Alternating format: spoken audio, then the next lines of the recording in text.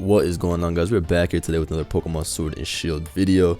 This time we'll be discussing something quite controversial, which is the national dex and how half of the Pokemon were removed from Pokemon Sword and Shield. I remember a few months ago when we found out that not all the Pokemon were going to be in the new game, I was trolling a lot and I was like, bring back the national dex and blah blah blah and all this stuff. But now that I have had 2 weeks to play Pokemon Sword and Shield, the competitive metagame is kind of growing. I'm starting to understand why they removed half of the Pokemon, and I'm basically in favor of it now too. So I wanted to make a video with my reasoning, what I think, why I think it's alright that the mons aren't there, and just basically information on that. I want to say real quick that this is a strictly competitive video. Do not leave me any comments like, oh man, I'm heartbroken, I can't breed whatever Pokemon in my copy is Pokemon Sword and Shield for the Nintendo Switch. Hell no, I don't care. This is strictly competitive. That's how I'm talking about it. I'm not talking about anything in-game. But before we get into the video, I do have to say that the agency merchandise is still live, so go check that out. We're live for the next 4 days, so do not sleep on this. Go cop. There's hoodies, sweatshirts, t-shirts. You guys are running it up. Go get that before it's gone. This is the last time we're going to get this design, so, you know, don't sleep. But let's hop into it. So, the national dex. So, as we know, half of the Pokemon were not let into the new game, and that was pretty crazy. I remember at the time, everybody was up in arms. Even myself, I was like, why is this even a thing? Like, it doesn't make sense. And I remember Game Freak did say that they wanted to balance the game a little bit more. And I know we can laugh at them and be like, aha, they want to balance, but they introduced Dynamax and all this shit. But from a pure Pokemon standpoint of like which Pokemon make it into the new game, I really understand why they removed a lot of the really strong Pokemon from the last games. And nowadays, like, those Pokemon just aren't in here. We can think of so many Pokemon that didn't make it. The Tapus, for example, Greninja, Heatran, Landorus T, Magearna, all these big threats from previous generation, which just did not make it. And even Mons that were good for multiple generations, like Dragonite, for example, which has been OU every single gen, but it's not back. Salamence, who's also been a big threat, stuff like that, just did not return. I mean, all the legendaries basically aren't gone, but I mean, I guess with Pokemon Home, they'll be back. But you guys get what I'm trying to say. So yeah, a lot of these Pokemon didn't return. If we look at the Generation 8 overused viability ranking, this is basically the best Mons in Generation 8 right now. We can look at the viable Pokemon from past generations. So these are the guys who came back. You can see a lot of these Pokemon were not Pokemon that we would ever see in Gen 7. Like Durant, for example, you didn't see this thing that much. Haxorus, nobody was using this in OU. Even Hawlucha only really had ladder usage, not a lot of tournament. Jellicent wasn't used too much either. Mandibuzz, that thing fell off.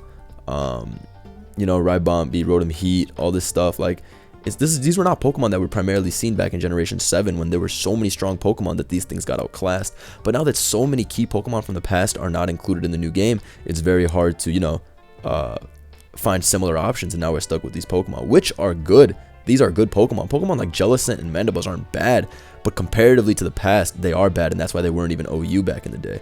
If you think about it now, looking at some of my Generation 8 teams, you can see a lot of the time I use Seismitoad as a Stealth Rocker, and it's a great Stealth Rocker as well. I mean, I loved it in Generation 7, but back in Gen 7, we could use a lot of different Pokemon, such as Landorus T, Heatran, which were like most people's premier Stealth Rockers, and now that's completely cut out of the game, and we're forced to use, you know, Pokemon like Seismitoad, which isn't a bad thing. It's just, it's cool, honestly, for me, because it basically means that a lot of the new Pokemon introduced will not be overshadowed, because it's very hard for Game Freak to make Pokemon in every generation that are as good as the last generations without upping the power creep so much. There are Pokemon that have ruled the generation every single time. Look at Heatran, for example. Heatran in Gen 7 was an S-rank Pokemon, right? Yep, look at this, top of the ranks, S-rank Pokemon. Gen 6, amazing. Gen 5, amazing. Gen 4, it was undoubtedly the best Pokemon. Like, Pokemon like that ruled the metagame every single generation by virtue of typing, ability, moveset, stats. They're just too good, and that's, you know, what a mon like Heatran is. Look at Landorus T, top of the meta in Gen 5, 6, 7. It certainly would have been at the top of the meta in Generation 8 too. There's just no debate. And so I really understand why they removed these Pokemon, because it's like, how can they introduce new Pokemon if these ones that are so established, so good, continue to stay at the top of the metagame and, you know, make a lot of Pokemon unviable? So that was a big thing. The power creep was getting too hefty, and I think that was very big in Generation 7 if we look at it. I mean, that's not to say that we don't have horribly powerful mons nowadays like Draco Vish,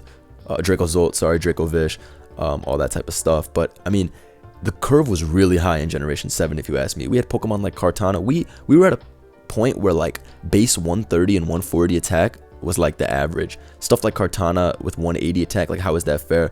Mawile running around killing everything. Like, it's honestly almost refreshing to me that a lot of these Pokemon aren't here anymore. And I mean, I know I'd be making jokes like, oh, I miss Landorus T and blah blah blah, and I mean, Landorus T I don't think is that offensive of a mon, but stuff like Magearna, Kartana, all that stuff, like, it's nice that these Pokemon aren't here, because they were so overwhelming to deal with, to like almost like too overwhelming.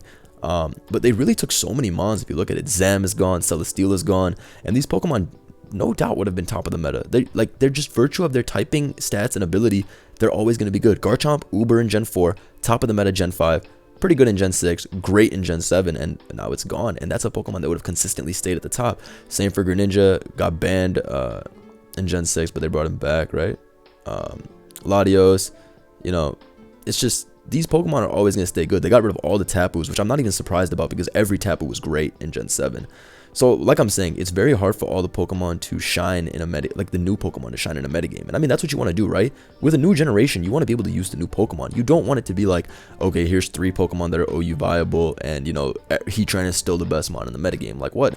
You need to give room for more Pokemon to shine. If we look at Oras OU, for example, Oras OU, this is a tier that I remember I had a big problem with because a lot of the Pokemon that were introduced in Gen 6 were not even good in Gen 6. Like, they weren't OU ready. I mean, we got Megas, which is, you know, that is something. But a lot of, like, save for, like, Greninja, Talonflame, you know, stuff like that, a lot of these mons weren't even Gen 6. Like, look at a lot of my tournament teams. You don't even see Gen 6 Pokemon on here. You see the rare Talonflame. You see Hoopa right here. You know, your Megas, which is like Lopunny and Metagross. But, I mean, Megas are so overpowered that obviously you're going to run one in every team. But for the most part, you see a whole lot of Latios, who was amazing in every generation it was available in, of course. Ferrothorn, great in every generation. You know, Heatran, top of the metagame. Garchomp, Rotom Wash, you know. And eventually it's like, damn, why does every gen sort of look the same? Like, you can, like, look at Gen 5, for example, as well. You can see I have the same staples, bro. Latios, Rotom, Landorus, Tyranitar. Tyranitar made it into the new game, which I'm happy about because that's an OG agency certified Pokemon, so I'm happy he made it. But you can see that in every generation, while there is a few new Pokemon, these same styles were kind of being ran. And I think Gen 7 was really creative because you can use a lot of different Pokemon. You can see I got teams with Bayonet, Tauros, Zygarde, Dog Form, I mean, Muk, Altaria. You can have so much, Golisopod, Jesus. You can have so many different things in Gen 7, which I thought was pretty cool. But the bog standard archetypes are still the same. Like, you still have these, Rotom, Ferrothorn, you know, Greninja, whatever the case is. And I started to think, like, after watching all these games and playing all these generations, and for the most part, I mean generations 5 through 7, the same Pokemon were always the best. And so I really understand why they were like, you know what, it's going to be so hard for us to introduce new Pokemon and keep bringing them back. Like, if you keep bringing the same Pokemon in, the only way to make your new Pokemon able to outshine the old ones is to make them even better. And we're at a point now where in Gen 7, if we were making Pokemon better than Kartana and Magearna and Landers, like, and all that shit, like, dude, our Pokemon would have 200 base attack, 200 base special attack, 150 base speed. Like if we're making Pokemon bulkier than Toxapex, stronger than Kartana, then, like, where are we gonna go after another generation? Like, I would fear for this generation if the Pokemon were better than they were in Gen 7. Gen 7 had some of the most overpowered Pokemon, period. I mean, I thought the metagame was fun, but there were definitely some problems with how good and prevalent some of these Pokemon were. And so I understand completely why they were like, okay, we cannot have that balancing issue again. And it completely makes sense, because like I said, in Gen 6, not a lot of those Pokemon were good, man. Like, there's probably like 5 of them. I mean, sorry, they're not coming to my head right now, but save for Mega Evolutions, I mean, it was like Talonflame and like a couple other ones, like Diancie. I mean, that's a Mega. Volcanion was decent. So, I mean, but there weren't that many, dude. And we were introduced a decent amount of Pokemon too. That's why in Gen 8, I like it that, you know, a lot of these Pokemon are able to come back. And you'll still have your teams where nobody uses new Pokemon, but at least we have Pokemon that are at the top of the meta. That's what I like the most. These aren't Pokemon that just have a little niche. Or niche, I don't know how you say it, but I remember in the beginning of Gen 6, Talonflame was very good, and then slowly it kind of fell off. As time went on, Talonflame fell off and became a very risky pick in the metagame, and even today it's not that great in Generation 6. But if you look at Generation 8 Sword and Shield OU metagame, Darmanitan, Dragapult, Corviknight, all of those 3 are amazing. Probably in the top 5 Pokemon in the metagame right now. Dragapult and Darmanitan are insane. Corviknight is extremely good as well, and so it's really nice that, you know, these newly introduced Pokemon are able to put in work.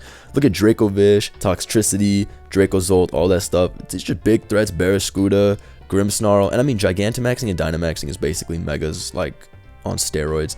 But I mean, it's still nice that these Pokemon are able to, like, you know, run shit in the meta. Hatterene, for example, great Pokemon, just like introduced. And I really like that. I mean, yes, of course, some Pokemon come back, Excadrill, Clefable, you know, the Rotom forms, whatever, blah, blah, blah. But there is definitely a lot more variation, which I'm a really big fan of. And Pokemon are completely different in this generation, thanks to Dynamaxing and just new move pools and just whatever the case may be. But yeah, if we were to bring back all the Pokemon, then I'm pretty sure a lot of these would have been overshadowed. like completely. I mean, if Magirna was back, a lot of these Pokemon I don't think you'd see as much either, because that shit would just be shift gearing and sweeping all these teams. Same with Landorus T. That thing would invalidate a lot of potential attackers. Like your Dracozolt, for example, is not doing shit with Landorus T. And I'm not saying those Pokemon are like so unhealthy or anything, but for a metagame to have different Pokemon and to really evolve, and just, I want to use different Pokemon, man. That's like the main thing for competitive. I want to use different Mons. And if these Mons that are so good from every generation, and again, they continue to be good, Heatran, Landorus, Pex, etc., if they keep returning and they return for Gen 8, then a lot of these Mons you're just not going to want to use, because at the end of the day, it's a competitive game. I'm trying to win. Yes, I'm trying to have fun, but I'm trying to win. And I'm not going to forego the right option, which a lot of times is using these Pokemon. And that's not to say like I only use standard. I remember in SPL I was using hella creative stuff, but I had the sturdy backbone. I would have Tangrowths and Zapdoses and stuff like that, you know, that would help me out. And you know, if those Pokemon come, then you're just going to fall back on using them. And that's not a bad thing. It's just like, I understand why the National Dex cut was made now, because a lot of these Pokemon would have invalidated the other ones, or just, it would have been easier to use them than to try out the new Pokemon. And that's why I love that, like I said, Darm, Dragapult, and Corviknight are at like the top, and they're new Pokemon. Like, it's awesome. We have room for more Pokemon to shine. In Generation 6 and Generation 7, a lot of the Pokemon are straight up bad. I think in Generation 7, we definitely got a good hand. A lot of the newly introduced Pokemon were amazing. Mag, Toxapex, Kartana, I mean, Greninja Ash is basically a Gen 7 Pokemon for sure. And then Tapu's, for example. So we got a good hand. But Generation 6 really pissed me off with, what's it called? How barren it was. Like, we really didn't get enough good stuff, and that really pissed me off. I'm about to link it right now, actually, because I want to open that shit up on stream and just, I mean, not on stream, sorry, in this video, and just see and go back to it. Let me look. Let's see this. If we can go back and see the top ranks. So we have your Megas, obviously. But if we're not counting Megas, I mean, these are all Gen 5 and 4 Mons. None of these are from Gen 6 besides Alakazam. Bisharp is from Gen 5. Like where's the Gen 6 shit, bro? Like where are they? Again, Megas, but like, okay, then you have Diancie, then you, like, where are they, bro? Like, that's the thing. None of them were good. None of them were good, dude. Talonflame and Volk, those are in C rank. You see what I mean? Like, and it just sucks that so many of these Pokemon were just absolutely forgotten. And Gen 6 had some cool Pokemon, dude. We had stuff like Diggersby, like cool Pokemon that, you know, I don't even think they're bad. They're just so outshined. And that's just a product. Like, look at Dragalge, for example. These are like, we're at E2 rank. Like, why would I use any of this bullshit at this point? Pidgeot.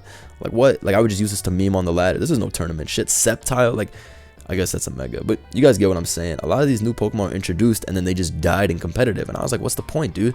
I don't want to use the same thing I've been using every single generation. And that's basically why I believe that the National Dex cut was probably a good thing.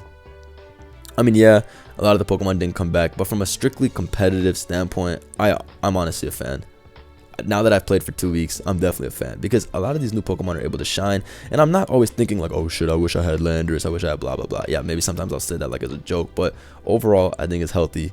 And I mean, we just have to see where the metagame develops, right? Pokemon will be let back in the generation as well, through Pokemon Home events, shit like that. But that's basically my take on it. Let me know below what you guys think, and I'll see you guys next time. Peace.